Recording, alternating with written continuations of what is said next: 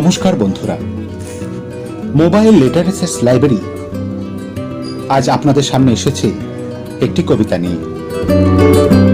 কবিতার নাম ছোটবেলার রাজ্য শাসন, কবি দেবব্রত মাইতি।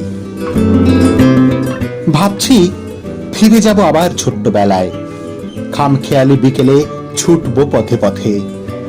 ভেবে নেব আমি নিজেই সবার রাজা, চলছে যেন আমার স্বর্ণরথে। রাজার মতো আদেশ করব জারি, করব নিজেই নিজের রাজ্য শাসন। সাজবো আমি রাঙা ধুলোর ধূলিকণায়, মায়ের পায়েতে পাতবো রাজ্যের আসন। লাঠি নিয়ে ঘোরাবো মাথার উপর, ভেবে নেব সেটা ধারালো তরবারি।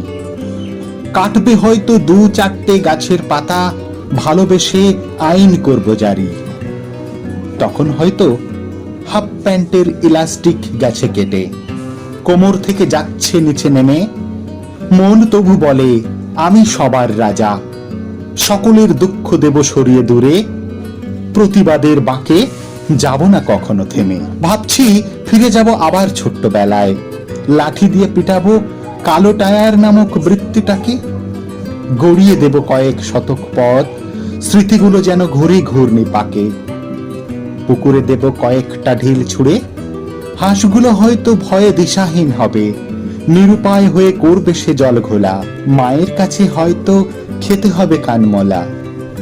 স্বপ্নগুলো আজও পিছন ফিরে ডাকে, আমার রাজ্য যেন শান্তিতে পূর্ণ থাকে। তবু ভাবছি ফিরে যাব ছোটবেলায়, মায়ের শাসনে রাজা থেকে ছেলে হব। মায়ের কোলে মুখটা দেব গুঁজে, অশ্রু জলে মায়ের কোল ভাসাবো। দুষ্টুমিটাকে দেব শিকেই তুলে, মায়ের কাছে হব শান্ত ছেলে। যতই আমি করি রাজ্য শাসন, মায়ের কাছে আমি সদাই রাজা। মা ছাড়া যে জীবনের মেলে না অস্তিত্ব, যতই সেদিক সাজা। নমস্কার, সবাই খুব ভালো থাকবেন। দেখা হচ্ছে পরবর্তী ভিডিওতে।